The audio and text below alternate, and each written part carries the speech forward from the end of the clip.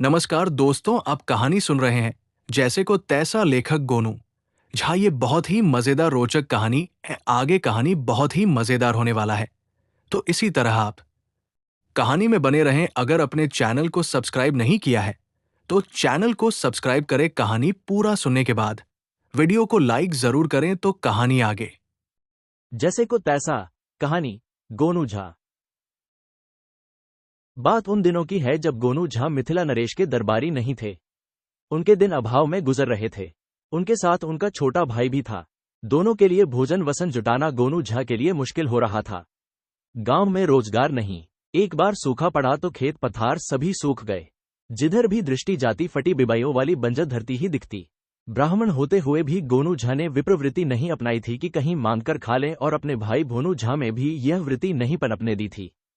चाहते तो वे भी पोथी पतरा लेकर जन्म कुंडली बनाते या घर घर जाकर पूजा कराते और जजमनका से मिले सीधा से अपना और अपने भाई का पेट सुख से पाल लेते, किंतु बचपन से ही स्वाभिमानी गोनू झा को किसी के आगे हाथ फैलाना गवारा नहीं था। एक दिन ऐसी नौबत आ गई कि घर में एक भी दाना नहीं बचा। गोनू झा को चिंता हुई कि आखिर वे भोनू झा को खिलाएं तो क्या। वे खुद तो एक दो दिन उपवास कर सकते थे, किंतु भोनू झा भोजन भट्ट थे। भूख लगी नहीं कि बेहाल हो जाते। गोनू झा सब कुछ देख सकते थे, मगर भोनू झा को भूख से बिलबिलाते हुए नहीं देख सकते थे। उन्होंने सोचा, पास के कस्बे में जाकर कोई काम कर लूं, शाम तक कुछ न कुछ मेहनताना तो मिल ही जाएगा। भोनू झा को घर पर ही रहने की नसीहत देकर वे पास के गांव की ओर चल पड़े। गोनू झा ने कभी मजदूरी नहीं की थी। रास्ते में वे सोचते जा रहे थे कि आखिर कस्बे में वे किसके पास जाएंगे और क्या काम मांगेंगे। घर से चलते समय उन्होंने सोचा था कि कुछ भी कर लेंगे, मगर अब उनकी समझ में नहीं आ रहा था कि आखिर करेंगे भी तो क्या। कस्बे में पहुंचकर वे इधर उधर भटकते रहे, मगर उन्हें यह नहीं सूझ रहा था कि किसके पास जाकर वे काम मांगे और क्या काम मांगे। कस्बे में भटकते भटकते वे थक से गए, मानसिक रूप से बोझिल और विचार शून्य। कुछ भी समझ में नहीं आ रहा था कि करें भी तो क्या करें। थकान के कारण बुरा हाल था। जेठ की सुलगती झुलसती हवा और तपती धूप से परेशान, पसीने से तरबतर, गोनू झा को लगा कि यदि वे इस तरह भटकते रहे तो लू की चपेट में आ ही जाएंगे। उन्होंने आसपास ऐसी जगह के लिए दृष्टि घुमाई जहां 2 घड़ी के लिए वे बैठ जाएं। प्यास से कंठ खुश्क हो रहा था और गर्मी से मन व्याकुल। उनकी नजर एक हलवाई की दुकान पर पड़ी। वे उस दुकान में चले गए। दुकान में मिठाइयों को देखकर उनकी अंतड़ियां कुलबुलाने लगी। दुकान में पीढ़े पर वे बैठे और हलवाई उनके पास पानी लेकर आ गया। गोनू झा ने थोड़ा सुस्ता लेने के बाद भर छांक पानी पिया। हलवाई ने उनसे पूछा, क्यों भैया, क्या खाओगे? गोनू झा ने अपनी तोंद सहला रहे हलवाई की ओर देखा और बहुत संकोच से बोले, भाई, मुझे खाना भी है और 1.5-2 सेर मिठाई भी लेकर जाना है, मगर मेरे पास पैसे नहीं है। तुम चाहो तो मैं तुम्हें अपनी अंगूठी दे देता हूं। मैं 2-3 दिनों में आकर तुम्हें पैसे दे जाऊंगा और अपनी अंगूठी ले जाऊंगा। गोनू झा ने अपने दाएं हाथ की अनामिका से एक चांदी का छल्ला निकालकर हलवाई की ओर बढ़ाया और फिर कहा, मैं पड़ोस के गांव का हूं, मेरा विश्वास करो। हलवाई ने अंगूठी अपने हाथ में लेकर देखी। उसकी आंखों में काइयापन उभर आया। उसने गोनू झा से कहा, भाई, लगता है कि तुम भूखे हो। भूखे को खाना खिलाना धर्म है, इसलिए मैं तुम्हें खिलाऊंगा। जितनी खा सको खा लो, और 1.5 सेर क्या, 2 सेर मिठाई ले जाओ, लेकिन यह मत सोचना कि इस 4 आना भर के चांदी के छल्ले के लिए तुम्हें ये मिठाइयां खिलाई हैं। पड़ोस गांव से आए हो, इस नाते हमारे मेहमान ही हुए, और मेहमान का सत्कार भला कोई कैसे नहीं करेगा। गोनू झा ने मन ही मन सोचा कि कितना काइया आदमी है ये।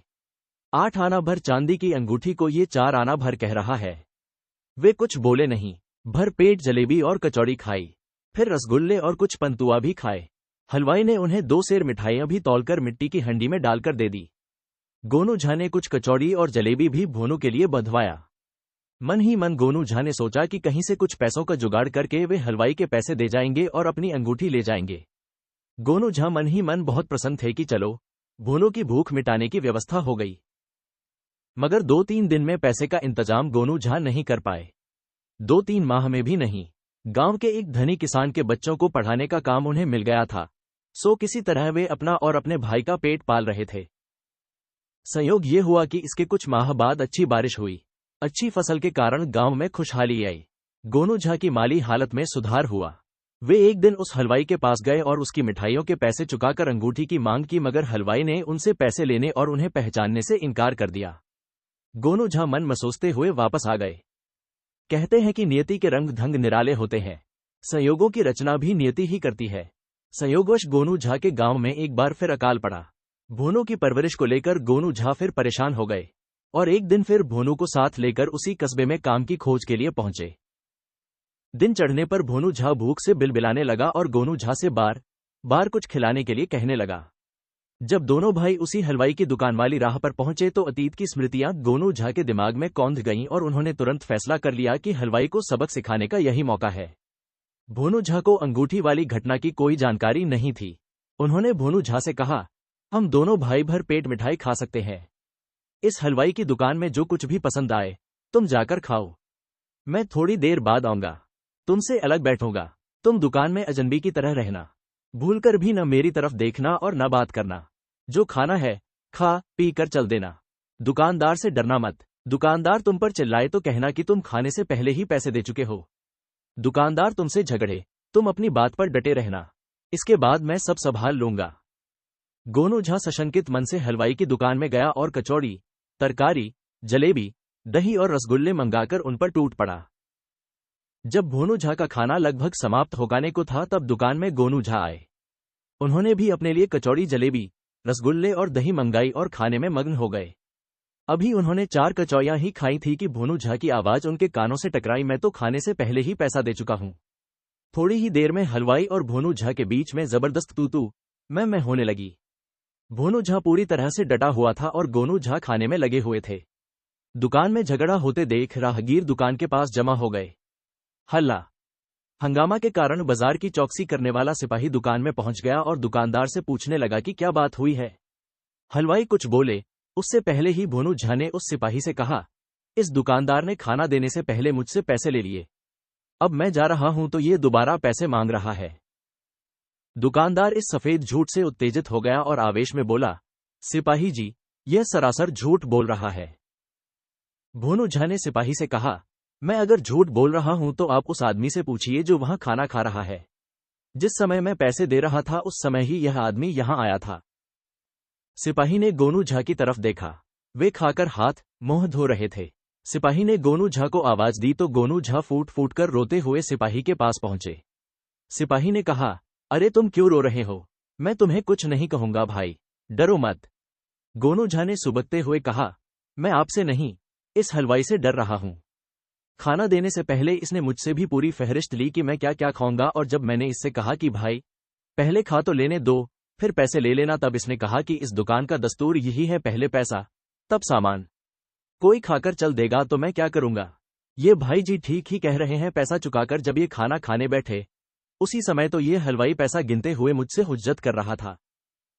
हलवाई गोनू झा की बातें सुनकर हतप्रभ रह गया। अरे क्या बोल रहे हो भाई, क्यों झूठ बोलकर मुझे फंसा रहे हो? उसने गोनू झा से कहा। मगर गोनू झा ने सिपाही का हाथ पकड़ते हुए कहा, आप ही इंसाफ करिए माई बाप, ये दुकानदार तो मुझे भी झूठा कह रहा है। फिर क्या था? सिपाही ने तड़ाक एक बेंत हलवाई की पीठ पर लगाई और कहा, बंद कर अपनी जुबान। ये दोनों शरीफ आदमी हैं, हम भी आदमी पहचानते हैं। तुम बेकार का प्रपंच रचकर ग्राहकों को लूटते हो। मैं तुम्हें हवालात की सैर कराकर रहूंगा। सिपाही ने गोनू झा और भोनू झा को दुकान से जाने को कह दिया और हलवाई से उलझता रहा। गोनू झा समझ चुके थे कि यह सिपाही भी हलवाई से अपना चढ़ावा वसूल कर ही उसे छोड़ेगा। गोनू झा ने रास्ते में भोनू झा को अंगूठी वाली घटना बता दी ताकि भोनू झा के मन में इस घटना का बुरा प्रभाव नहीं पड़े। भोनू झा भी समझ गया कि उसके भैया ने हलवाई को सबक सिखाने के लिए 13 विधा का इस्तेमाल किया। कहानी समाप्त हुई। धन्यवाद।